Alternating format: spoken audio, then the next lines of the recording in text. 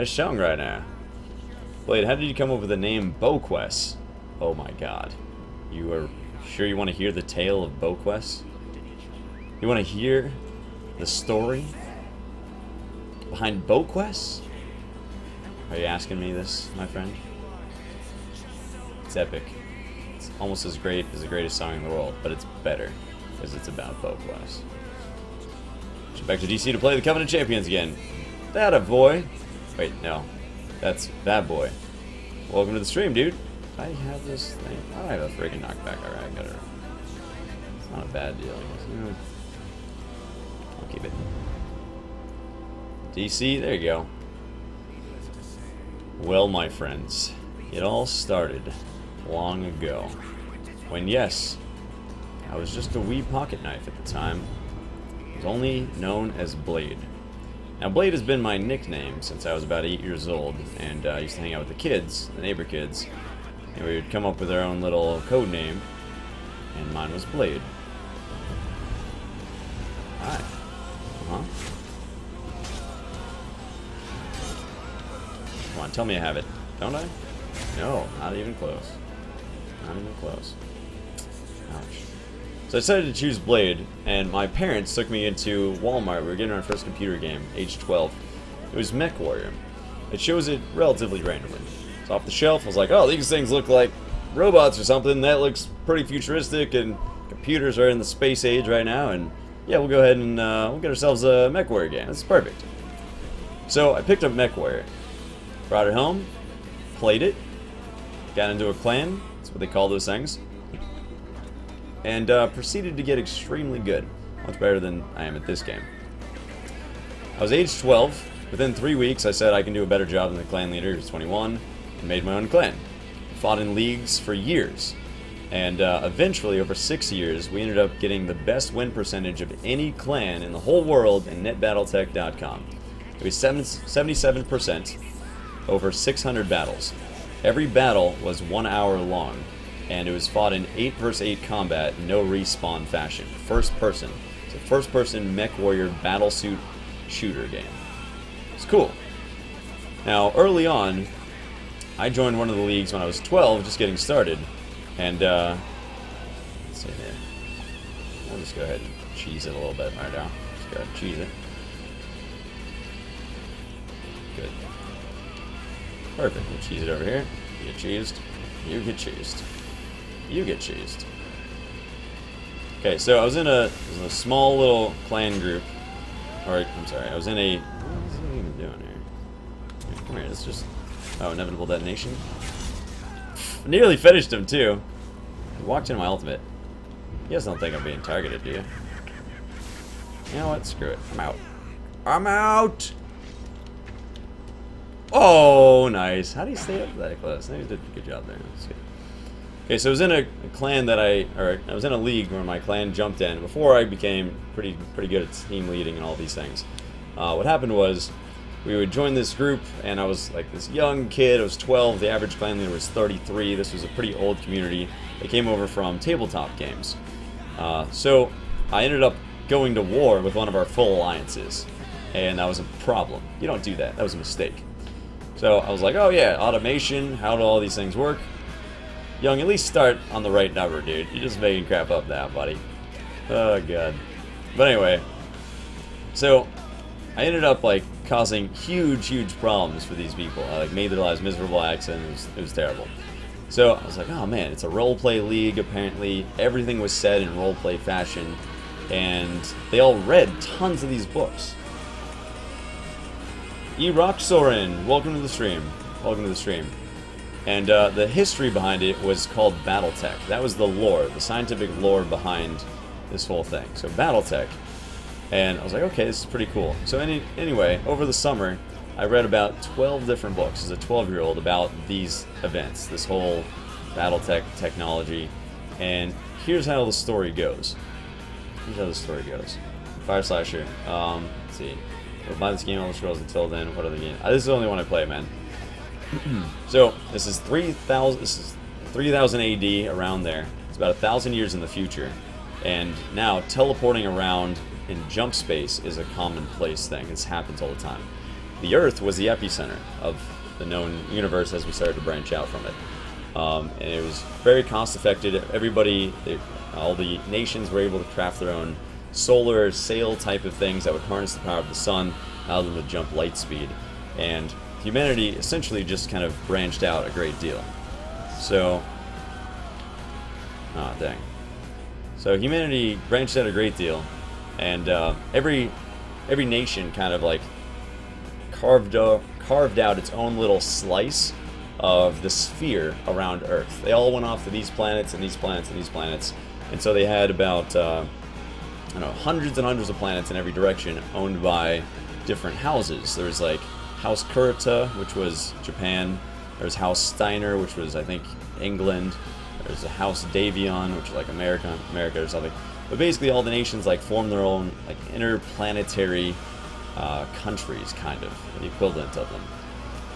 And there was something called the Star League Defense Force. The Star League Defense Force was run by a general named Alexander Kerensky. Okay, Alexander Kerensky was the commander-in-chief, the leader of the Star League Defense Force, which was a select of, I think it was like 25 pilots from every one of the main houses. And so they brought in literally the best pilots of the entire universe to make this army of like several thousand and things like that. So it was like the finest out of billions of trillions of people at this point, which is cool. Pretty dang cool, right? And part of the Star League Defense Force had its own science cast. The science cast would basically be able to generate battle data and come up with new designs for mechs and all of these cool things. And they had their technicians and they would maintenance the mechs. Well, what happened was there was something called succession wars. And to make it simple, the succession wars were generally considered to be like Star League crusades. And these concession wars wore down trillions of people. There was just mass destruction. This planet was scorching Earth policy. This was destroyed. Millions of citizens gone. So yeah, I thought it was going to be Alexander Boques. Played 1-1v1? I do not. No, I have no interest. But I will, and that's fine. But yeah, not really. Orf always lower resistance to poisons using the form, or always. Only in the form. Lead, what's going on, man? Okay, so the senpai you fear. That's a funny guess. That's a funny name. Just find me in the battlefield and kill me. It'll be easier for you. So the way this worked was these succession wars would just be huge attrition battles, and it would be over like nothing. It would be over politics of who rules, and same kind of thing happened in ancient Rome time, where you know, this person, he's giving me lethal arrows, isn't he? You know, this person poisoned his sister to take the, not emperorship, but I guess like presidency, or it was probably just king, I guess. I don't know. They ruled the whole thing. Oh god, I am killing myself. And over hundreds of years, this became a very corrupt system. It was pretty bad. So Alexander Kerensky said, it's too much. Humanity is basically devolved into this horrible, terrible society 1,000 years from now, where it's nothing but endless bloodshed and corruption, and you know, in a system where there's no justice, the murderer wins over the pickpocket. And so he said, this has to end. We have to go back to diplomacy, and if the murderer wins over the pickpocket, then we shall become the murderers, and we shall become the best, and we shall take over this inner sphere. So, what he did with the Star League Defense Force was he took it and he left. And he left the entire known universe. There were no scientists that could figure out where the heck he was. What he did was he basically like got so far out and he found a globular sphere, which if this is the entire known, all of the planets that are colonized, it would be about up here. Out here, and it had like this different crazy magnetic field, couldn't be tracked at all. No one had any idea where he was and what was going on. Butcher, welcome to the stream. And his plan was to return to the inner sphere hundreds of years later. So he wanted to return literally hundreds of years later, not anytime soon. Dang. Good fight. Okay, so, bro, 1 vs 1 me. I think I just did. Oh, yeah, you guys can fight. That'll be good. Let's see. No one likes you in Daggerfall. Get off area chat. Make a guild. Okay, I'm in area chat right now. Sorry, man. Yeah, I'll try to leave the main area and then go ahead and we'll go over the rest of the story. Sorry, guys. I'm moving. My bad. But in general, it's good that I'm there because I'm not always telling stories, and strategy kind of needs to be there. So, I used to actually try to mute my mic. It was impossible. Plus, I made literally hundreds more friends this way, so... But you're right, I don't want to inconvenience you guys or annoy you with that, so let me move out of your way here. Sorry about that, dude. Okay, so his plan was leave and conquer the Inner Sphere over the course of hundreds of years. He took his scientist cast and he said, we're going to literally take the best generation of previous warriors, mix the genetic material together, put them in something called an iron womb. This iron womb would basically produce the next generation of warrior. They had colonized the planets up there in this globular sphere. This is over the course of 400, 500 years. He designated it into, I think, like 18 different clans. Clan Wolf, Clan Jaguar, Clan Jade Falcon, Clan Cloud Cobra, Clan Blood Spirit, all these different individual things that kind of played to the strengths of the particular original founders. Over hundreds of years, these expanded and there were leaders and things like that. This was a system that the general set up. Well, long story short, because there's obviously books written about all this, when they were coming back to the Inner Sphere to conquer, because they did eventually return and they did amazing things. They were genetically bred based off of the best genes of all the past warriors. Well, here's the interesting thing. They would take 2 of the best warriors, male and female, combine them, make about 30 people from it. All had a little bit of differences, and they would run through these sibcos, or sibling companies, literally, to basically be killed or be turned into the best of the best. So out of 30, 5 would survive. And those got into the battlefield, and then most of them died and things like that. And so you just had these like hardened warriors that were elite.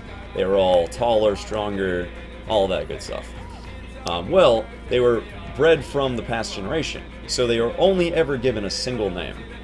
They had no surnames. There was no last names in the clans. Just a way of kind of doing things. Well, there was one way to earn a surname, and what it was called a blood name.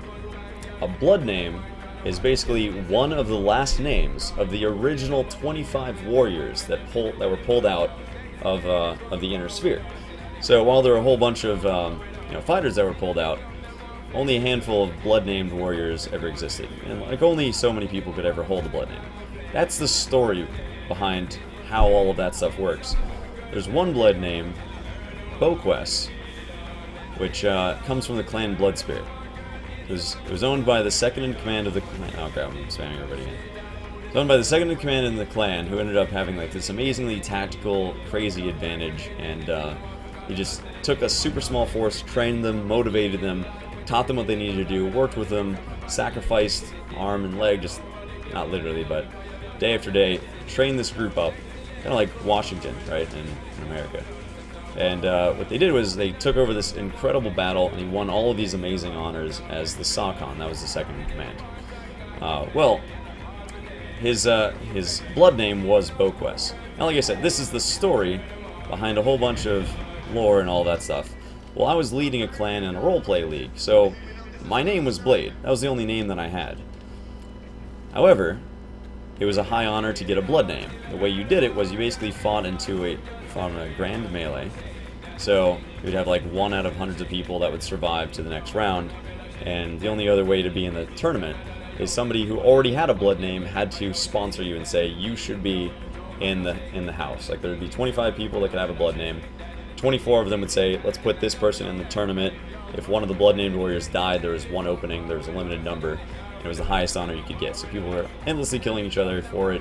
They had trials of blood rights very rarely. So in this clan, it's Blade, you didn't get off area chat. I didn't, but I'm going to try to move over here. Why are you always in area chat? Because I'm often not telling stories, I'm usually going over warfare.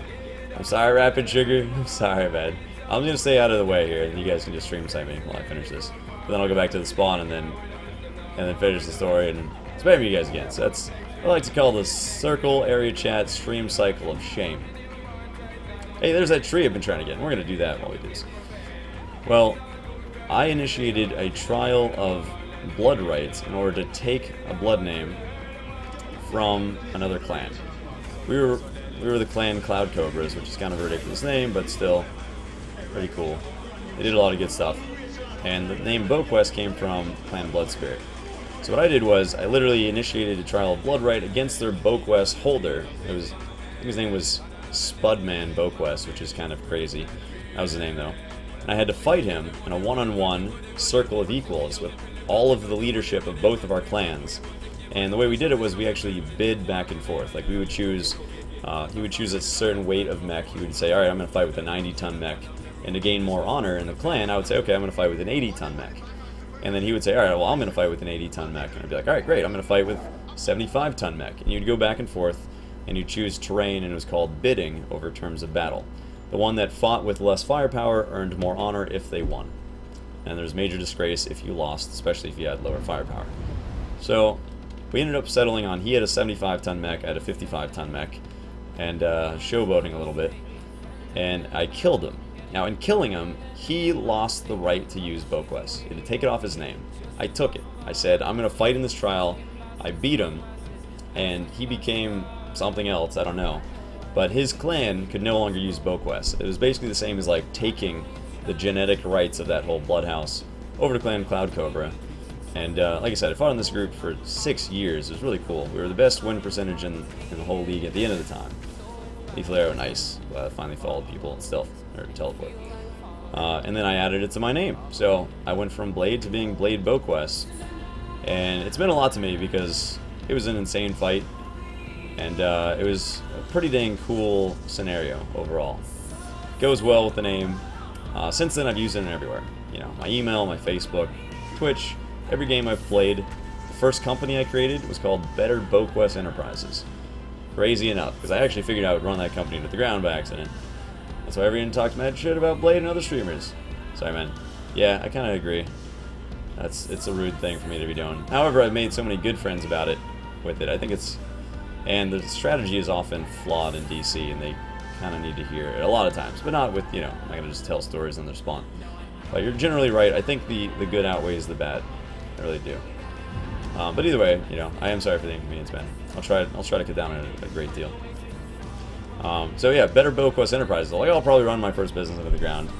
That's funny. And then my next one actually was called Global Entrepreneur Association, so I didn't even go with Blade Boques. But yeah, it was nuts. So that's why I have it. That's how I earned it. They're the Hokage of the Leaf Village Ninjas. Alright, I'm bored. Bye. See you, dude. See you. Damn, he has to live with that loss for the rest of his life. Yeah, who knows? I mean, he doesn't play the game. I'm sure he just came up with another name. Oh, man. If you guys really want, I won't bore the stream with it, but if you really want, I have a pretty short write-up of the battle, the actual fight, that I can read to you. And it's cool. It's cool. It shows how the battle went. It's a fictional story around the battle, so it's actually written really well. It's even more interesting than that story I told you. If you really, really want to hear it, just like type story in there, and I would be totally down to do it. I just don't want to do it if you guys don't want to, but so I can understand we're all here for PvP, for the most part. Well, maybe not all, but yeah, there is a cool story. You guys would love it if I do read it to you, but I don't want to take up all of your time, make you alienated here. Blade, you were the man, Dr. Juice. Thanks, man. Thanks. Tell us, please. Just spam the chat with story, and I'll read it to you if you guys are in. If you're in with the story and you're down to hear it, I'm happy to read it to you guys. It'll be cool. You guys are down. All right, look at you guys. I love you. This is the best stream ever, because of you, by the way. I mean, you guys. All right, I'll be here when you guys want to stream beside me. This is sweet. All right, cool. Yeah, let's do this. Why the heck not?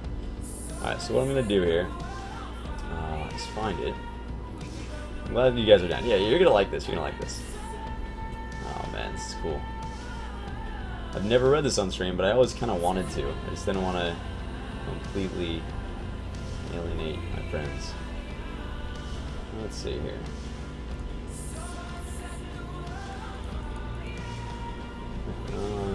Where Exceptional Legion, Game Compendium has too much stuff. So it's right here if you want to follow along. Not that you need to. But it's linked out of my profile in MechWarrior 4 Mercenaries. Space Monkey, welcome to the stream, dude. Welcome to the stream. Alright, let me go ahead and pause this. So there's a little bit of jargon. There's things like LRMs, that's long-range missiles. I'll try to piece out the jargon, or at least tell you when it's happening so that we can keep track of all this stuff. Pause this real quick. iSurgical, welcome to the stream, man. Alright, so we'll full screen this. You guys can see me read this deal real quick. Yeah, Hey! Alright, good deal. So I can't read chat, but I can read the story. Okay, so I wrote what I'm about to read to you 4 years ago, and it starts off with saying I wrote something 7 years ago. So I actually wrote this when I was like 15 or 16. Okay, here we go. Below is something I wrote 7 years ago. It took me some time finding it in my old forums. I usually do not explain it. Actually, need the font here. I don't. Do not explain it, but I've gotten a lot of inquiries as to why all my characters have Boques in the name.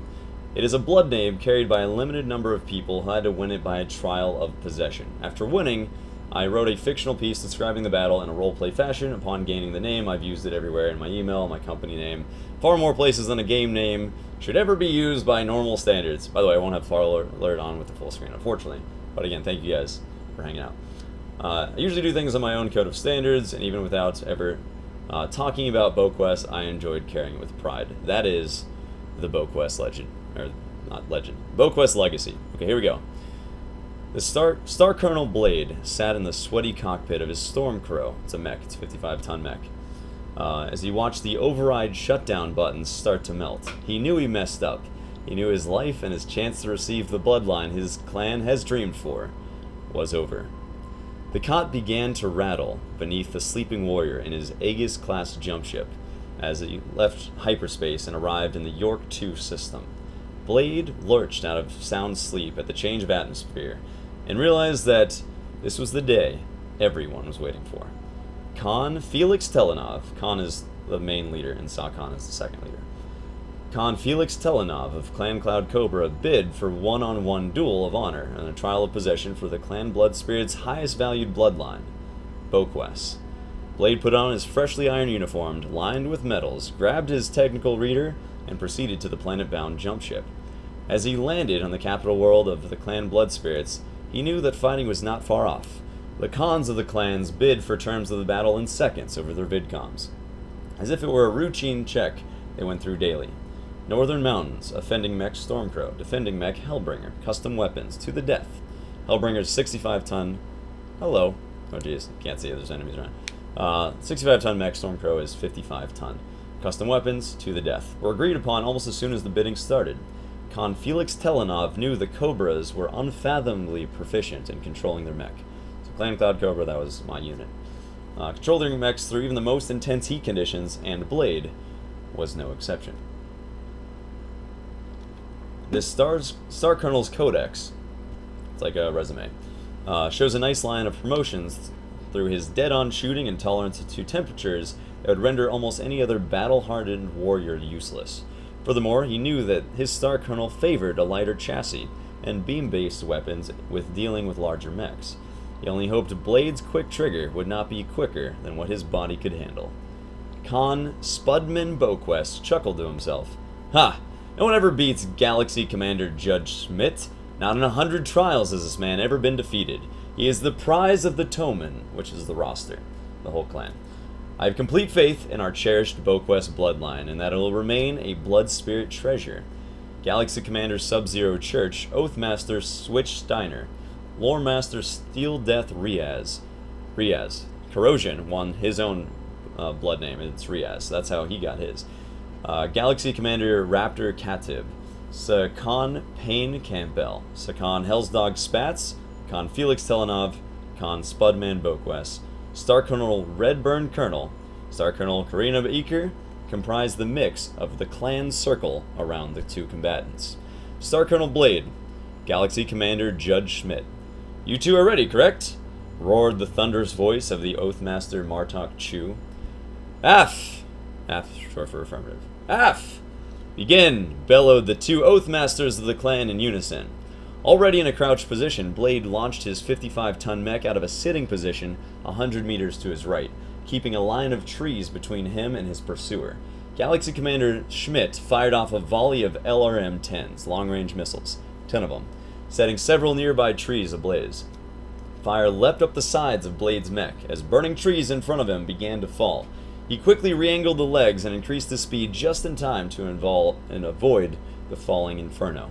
Galaxy Commander Judge Schmidt, 65-ton Hellbringer, smashed through the tree after tree, lightly straining his leg joints without a care. The Hellbringer let's see, saw the hop of the Stormcrow as it scarcely avoided being crushed and open-fired, which is with its ultra autocannon 2s. The blast of these autocannons zipping out of this heavy class mech was almost deafening, but Galaxy Commander seemed not to notice as he just kept actively letting his slugs fly into the torso and right leg of Blade's Stormcrow. Blade realized the situation and began making his idealistic strategy a reality, something Sakan Hellsdog Spats always admired about the man. Even if he never understood how he seemed to do it, he did it somehow every time he was in battle. Blade increased the hydraulics in his right leg to force his mech to do a sharp dive and roll off the edge of the mountain. Armor plating was sheared off, as he knew would happen from his instantaneous mental simulations. A necessary loss. Having spent 3 weeks studying every rock, nook, and seam of the planet's surface, his mech bounced and rolled until it came to fire his jump jets, propelling his mech horizontally to a small overlook, exactly as he knew it would. He intentionally feigned weakness as he made the initial dive off the mountain appear as if it were a desperate escape move. Such a move was sure to churn the fiery spirit of every clanner was born with into a raging push for the kill. He estimated correctly. The Hellbringer ace came in too fast, lusting to see what happened to his prey. The rock slipped beneath Galaxy Commander, causing Judge Schmidt to tumble violently to the valley floor, much farther than Blade's mech had landed. Twisted metal ground together as the hydraulics and gears strained to force the mech into a standing position. The leg joints were in horrible shape, perhaps beyond manageable state for a lesser warrior. However, Judge Schmidt was the pride of the Blood Spirits and knew what he must do. He swung his mech up with one quick moment, knowing that if he could not get his mech up in the first try, the joints would be too damaged for a second. He pushed a bit too hard though, and the right joint welded itself in place under the heat of the friction of the moving metal. The Hellbringer was up, but with a fused right leg, motion would be impossible. This was all he could do to keep his mech balanced through the exchange of volleys. It didn't take this Galaxy Commander long, though. As soon as he was up, slugs were already flying from his torso into the right arm and missile racks of the Stormcrow. "I won!" thought Blade to himself. He knew now he could melt holes through the Hellbringer's torso with little trouble. An extended-range particle projection cannon, 3 extended-range large lasers, and a long-range missile 15 shot out of his mech into the middle of the Hellbringer's torso. This move was costly, though. Even the damaged armor plating from the fall of the heavy chassis can withstand a lot, and this would not do it in. It did, however, manage to nearly singe Blade's clothing as he poured the coolant through his battle mech systems to counteract the massive heat buildup in the cockpit.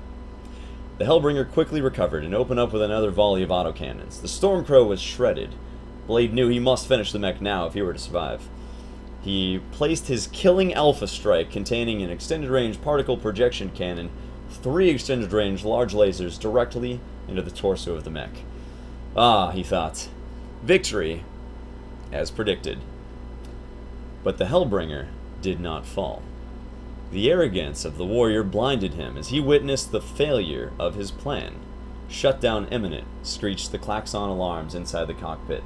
This could not be the end, though. He was too strong, came too far, and fought too hard to die this way. The inferno inside his cockpit was palpable, but he didn't care. After all, he was a clanner. As a last resort, before powering down, when his lasers cycled, he sailed them into the already damaged Hellbringer. Once again, this was not enough, and the Hellbringer stayed standing. Star Colonel Blade sat in the burning cockpit of his Stormcrow as he watched the override shutdown button begin to melt. He knew he messed up. He knew his life and his chance to receive the bloodline his clan has dreamed for was over. The most inferno-tolerant warrior began to lose consciousness. A full Alpha Strike of autocannon smacked into his right side, taking his right arm, right missile rack, and right torso with it. This jart was enough to fill his mind with the dreams of his Khan and his clan. He had the weaponry in his left side to finish the mech, but he knew another shot would detonate the fusion reaction core. The mech started to tip, as now the lopsided Stormcrow lost its balance. With what could only be described as the reflex of a cobra, he slammed his throttle to maximum, blasted his jump jets, and sailed over the stationary, tattered Hellbringer. Blade cycled the last of his coolant in his vest fluids, watched the location of the two mechs closely, and slammed the reverse jets and ejected. The ejection pod soared high, carrying the now unconscious warrior with it. Blade did not get to see his finishing move firsthand, but only on a recorded hologram much later. By using jump jets to control his falling chassis before ejection, the reverse-jetted mech leapt above and then crashed straight down into and through the Hellbringer, and its pilot giving him the honor of victory. But the dual eruption of both mechs' reactor cores were powerful enough to blow a section out of a nearby cliff where a Khan was seated. Weeks later, Blade Boques awoke. The trial of possession was a sweet and sour victory. A large section of the cliff opposite from where Blade landed, as well as the Clan Cloud Cobra High Khan Felix Telenov and his direwolf mech, plummeted downward into a hellish destructive avalanche. He felt sadness over the loss of a close friend and leader, but no signs of compassion could be seen in his stony expression. He had no regrets. An unnecessary casualty was lost. However, the Boques bloodline would forever be carried in Clan Cloud Cobra. He knew that was worth any life. Back on Clan Cloud Cobra's capital world of Homer, the new Bloodhouse leader was elected High Khan of the clan, when the junior Khan, Hellsdog Spats, refused the position, saying he would be no match for what Khan Blade Boques could do for us.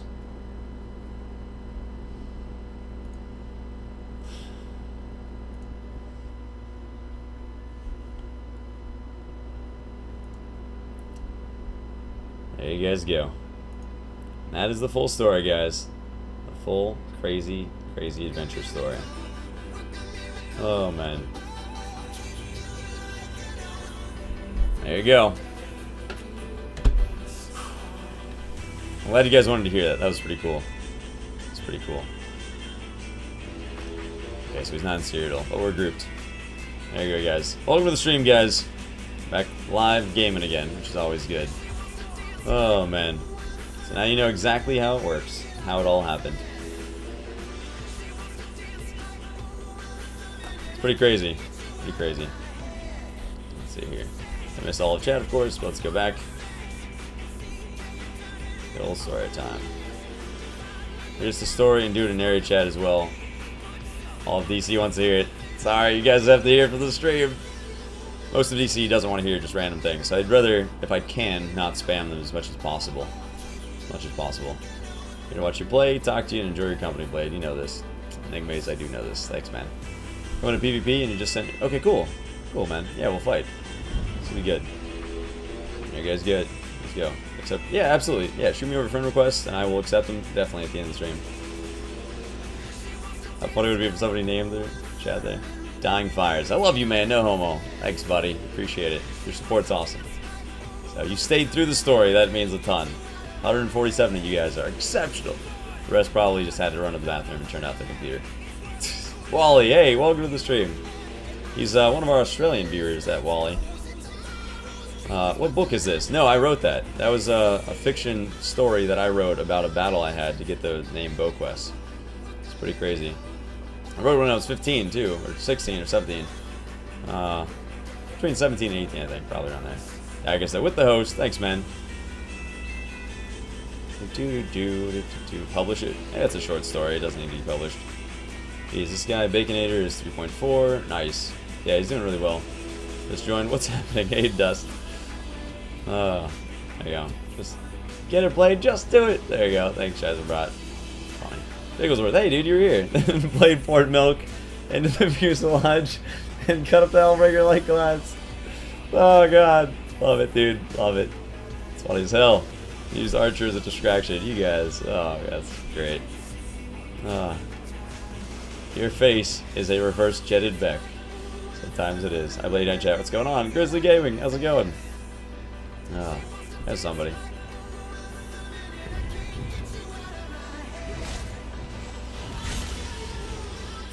He just unstealthed and fell over. That was funny. Ooh, he lost 40 viewers. Gotta stop. Oh, I mean, that's okay. You know, that's not. I mean, everything I do is not to gain viewers. You know, it's not. That's not the deal. I could gain viewers with giveaways. I could gain viewers by, who knows what else. Soda Poppin' like went crazy for viewers. I have the viewers that I need. That's what's important. I'll be myself. You guys can be yourselves, and we'll all make our own decisions where, and how we want to spend our time.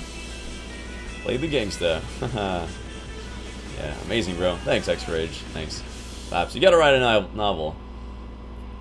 And, you know, I've actually expanded it a little bit. Like, that was a few paragraphs. I did, totally unrelated to that exactly, but I had an additional story about things like that with Corrosion and me and some MechWarrior adventures. It's 30 pages right now, typed single space. So, it's not at all anywhere in the public. I don't think I'll let you guys read it, but it is something I'm working on. My mom's a writer. She has like five or so novels. It's pretty cool. You loved it? Awesome, guys. By the way, you can talk in group and party chat, waiting on the queue for Azure. Cool, cool, cool. Is there a video of the battle? I wish, man. No.